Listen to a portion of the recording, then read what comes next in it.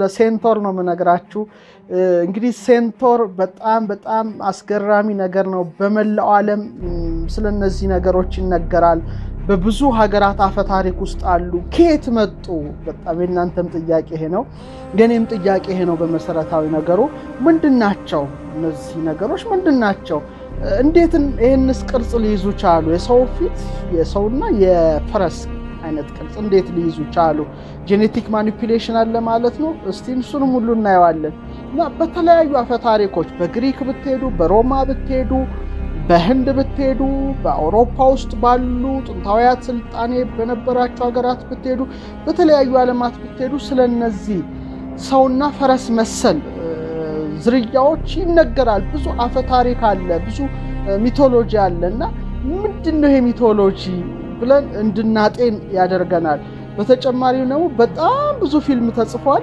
ብዙ መጻሕፍት ተጽፏል እና እነዚህን ማየት የተለመደ ነው ስለዚህ ጭንቅላት ይጠይቃል ምንድናቸው ይሄ ደግሞ እግዚአብሔር የፈጠረልን ጭንቅላት ስለሆነ ለምን ተመራመራችሁበት አይልም መቼም ጭንቅላት የተፈጠረው እንድናስብበት እንድንራቀቅበት እንድናመዛዝንም ጭምር ነው አጣርተን መልካሙን እንወስዳለን ማይረባውንም ማንፈልገውን እንተዋለን ስለዚህ ይሄ የሰው ልጅ ነፃ ፈቃድ ወይ ፍሪ ዊል ነውና ይሄን ልነግራችሁ ነው እንግዲህ ዛሬ የተዘጋጀውት ሴንታውር በእኛ ምንድነው የሚለውንም ጨምሮ ነው እንግዲህ ያገኘሁትን ያህል ነው የምነግራችሁ እናንተ ፈርዘር ሄዳችሁ አሱበት ተመራመሩበት ተራቀቁበት እንግዲህ ሴንታውር ይባላሉ ወይም ሴንቶር ይባላሉ ስዕሉ ላይ እንደምታዩት ግማሽ ሰውና ግማሽ ፈረስ መሰል ፍጡር ናቸው በጣም ያስቃሉ ሲታይ ራሱና በብዙ ሀገር ትውፊቶች ናቸው ያሉትና በግሪኮቹ ምን ይሏቸዋል ሴንታውረስ ይሏቸዋል ወይም ኬንታውሮስ ይሏቸዋል በግሪኮች አጠራር ነው እና በኢትዮጵያውያን መዛግብት ውስጥ ምን ተብለው ተጠርተዋል ብዬ ትንሽ ለመመርመር ስሞክር ወደ 4 ስሞችን አይቻለሁ አንደኛው ሴሪኒስ የሚል ነው ሁለተኛው ሴሩኒስ የሚል ነው ሶስተኛው አውቅጥሮንስ የሚል ነው አራተኛው ሰበዳአት የሚል ነው እንግዲህ 4 ስሞችን ነው ያየሁት በጥንታዊት ዶክመንቶች ሴሪኒስ ሴሩኒስ አውቅጥሮንስ እና ሰበዳአት የሚሉትን እነዚህን 4 መጠሪያዎችን ያየሁት በግሪክ ደግሞ ሴንታውሮስ ይሉታል በላቲን ሴንታውሮስ በግሪኮች ደግሞ ኬንታውሮስ ይባላል ወይ ሴንቶር አጠቃላይ መጠሪያው ሴንቶር ተብሎ ይጠራል እንግዲህ ግማሽ ፈረስና ግማሽ ሰው ምን አይነት ጄኔቲክ ማኒፑሌሽን ነው ይሄንን ሁሉ ምናየው ይሆናል አሁን ዋናው የነዚህ ሁሉ ነገር መነሻ ሆነው የግሪክ ሚቶሎጂ ወይ አፈ ታሪክ ነው አሁን ይሄ በግሪክ የአፈ ታሪክ ውስጥ ያለ አንድ አስገራሚ የእንስሳ ዝርያ ሲሆን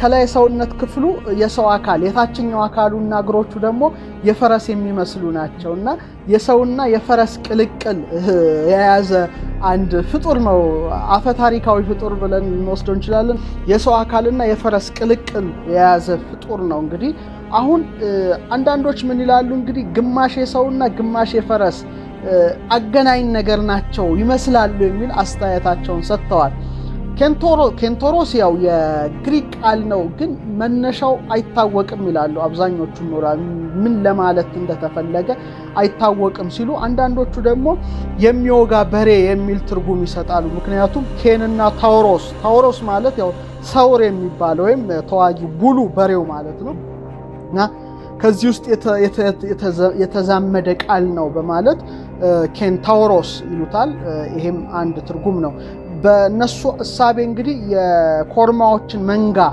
የሚያጠፉ ኔፊሊ ከሚባል መንደር የተገኙ በተለይ በፈረስ ጀርባ ላይ ያሉ ተዋጊዎች ቀስተኞች ቀስት የሚያሰሩትን ሁሉ የሚያካትት ነው የሚል ፍቺን ይሰጣሉ እንግዲህ የግሪኮች ፍቺ ነው ምክንያቱም በግሪክ በጣም የበለጸገ ስላለ ነው የግሪኩን አስቀድሜ ማቀርብላችሁ በሌላው ዓለም ያለውንም አያይዤ ማቀርብላችሁናል እንግዲህ በግሪክ ሴንቶሮች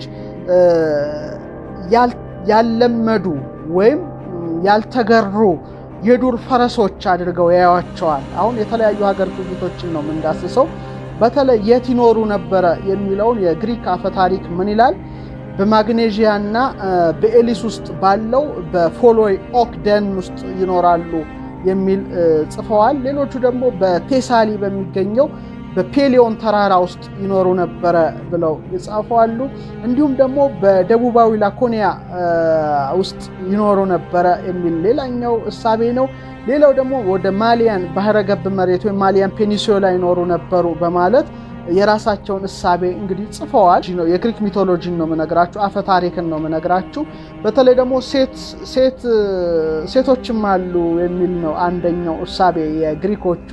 በተለይ ደግሞ ሴንቶራይድስ ወይም ሴንቶሬስ የሚባሉ የሴት ሴንቶሮች ናቸው፣ ግማሽ ፈረስና ግማሽ ሰው ቅርጽ ያላቸው ፍጡራን የሚል ነው የጠቀሱት። ይሄ የጥንት የግሪክ ጸሐፍት አልጻፉም። በተለይ ግን በኋላ ዘመን በመጡ የግሪክ ጽሑፎች ላይ የምናያቸው ናቸው። በመሆኑም ከክርስቶስ ልደት በፊት በአራተኛው ክፍለ ዘመን ማለት እንችላለን የመቄዶንያ ሞዛይክ እነዚህን ሴቶች ሴንቶሮችን ይዞ ተገኝቷልና ይሄ አንደኛው ስራ ነው ብለው ይተነትናሉ። ሌሎች ግሪኮች አሁንም በአፈ ታሪካቸው ላይ አፈጣጠራቸው እንዴት ነው የሚል ነው። የግሪኮችን አፈ ታሪክ ስናነሳ ብዙዎች ምን ይላሉ? ከአክሲዮንና ከኔፌል የተወለዱ ናቸው የሚል አንድ እሳቤ በግሪክ አፈ ታሪክ ውስጥ አሉ። ይህ በተለይ ደግሞ ከአማልክቶቻቸው አፈ ታሪክ ጋር የሚያያዝ ሰፊ ነገር ነው። ወደዛ ውስጥ አልገባም። ነገር ግን እንደነገርኳችሁ ከአክሲዮንና ከኔፌሊ የተወለዱ ዝርያዎች ናቸው የሚል ነው የግሪኩ አፈ ታሪክ ያለው። ሌላኛው ደግሞ ትርክታቸው ምንድነው? የሰው ልጆች ከነዚህ ከማግኒዥያ ፈረሶች ጋራ ጾታዊ ግንኙነት አድርገው የተገኙ ናቸው የሚል ነው። እንግዲህ ጄኔቲክ ማኒፑሌሽን ነው። በመጽሐፈ ሄኖክ ላይ ተውላጠ ዓለም ይለዋል።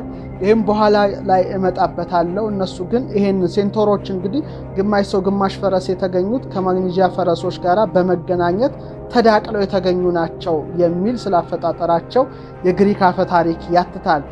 ሌላው ደግሞ በስካር ምክንያት ጠጥተው ኃይለኛ ፍልሚያ ውስጥ እንደነበሩ ደግሞ የሚጽፍ አንድ ታሪክ አለ። በጣም ተዋጊዎች ነበሩ የሚል ነው የግሪክ አፈ ታሪክ። በተለይ እነዚህ የሴንቶር ነገድ ቆጵሮስ ወይም ሳይፕረስ ላይ ይኖር ነበር ነው የሚለው። በተለይ ከዋናው የግሪክ ምድር የሚገኘው ሴንቶር በተለየ ደግሞ በቆጵሮስ የሚገኘው ሴንቶር ቀንዳማ ነበር ይላል። እንግዲህ ስዕሎቹ ላይ እንደምትመለከቱት እና ከላፒስ ጋር ተዋግተዋል ይላልና በጦርነቱ ሴንቶሮች ተባርለው ወድመዋል ነው የሚለው። ውጊያው ደግሞ ሴንትሮማኪ በመባል ይታወቃል። ስለዚህ በውጊያው ምክንያት በስካር ምክንያት መጨረሻ ላይ ወደ ውጊያ ደርሰው ተደምስሰው ጠፍተዋል ይላል። እንግዲህ ይሄ ግሪክ አፈ ታሪክ ነው። የአፈ ታሪክ እንደ እውነት ሊታይም ላይታይም ቢችልም ማለት ነው። አሁን እነዚህ ሴንቶሮች በሶስት ምድብ ነው የተጠኑት እንግዲህ አጥኞች ማለት ነው። በተለይ በ8ኛው ክፍለ ዘመን አካባቢ የግሪክ ስነ ጥበብ ስራዎች እነዚህን ነው ለሶስት የከፈላቸው።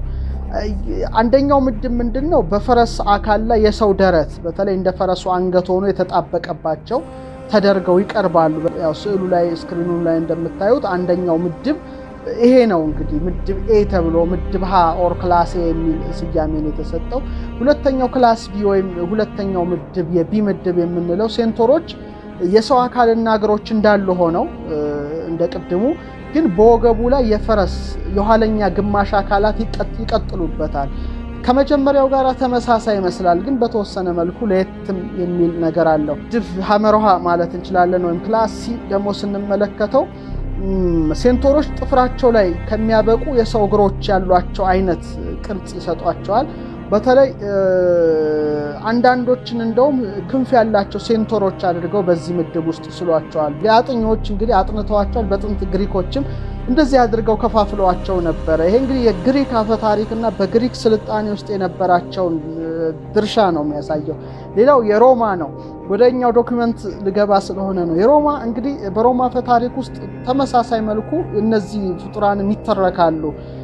በተለይ በስነ ጥበባቸው ውስጥ ወይም በኪነ ጥበባቸው ውስጥ ያሳዩአቸው ነበር። ለምሳሌ የቆስጠንጢኖስ ጥንት የነበረው የቤተሰቡ ሰረገላ በተለይ በሮማ የነበረው ጥንድ ሴንቶሮች የነበሩበት ነበር ይላል። ይሄ እንግዲህ የቆስጠንጢኖስ እንግዲህ ክርስትና የነበረውን ሰረገላውን የሚያሳይ ነውና እዛ ላይ ተስለው ነበር። ይሄ እንግዲህ ምናልባት በግሪክና በሮማ በነበረው የስልጣኔ ሽግግር ሮምም መሰልጠኗንና የግሪክን ስልጣኔ ያስኩኝ ለማለት ያደረገችው ይመስላል የሚል ነው ራሱ አንድ አጥኞች የሚናገሩት። ሌላኛው አስገራሚ ነገር ወደ ህንድ እንሄዳለን። ህንዶችም እነዚህ ስለ ሴንቶሮች የራሳቸውን እይታ ነበራቸው።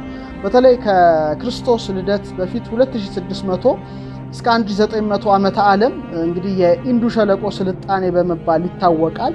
እዛ ላይ በተለይ የካሊባንጋን ሲሊንደር ማህተም ወይም መዝገብ ላይ ሴንቶሮችን የሚመስሉ ፍጥረታት የተሳተፉበት ኃይለኛ ፍልሚያ በቀስት በጦር የተደረገ ኃይለኛ ፍልሚያ የሚያሳይ አንድ ማህተም መዝገብ ተገኝቷልና ይሄ እንግዲህ በህንድ ያለ አፈ ታሪክ ነው። በጣም ሌላው በህንድ ያለው ሚቶሎጂ ምንድነው?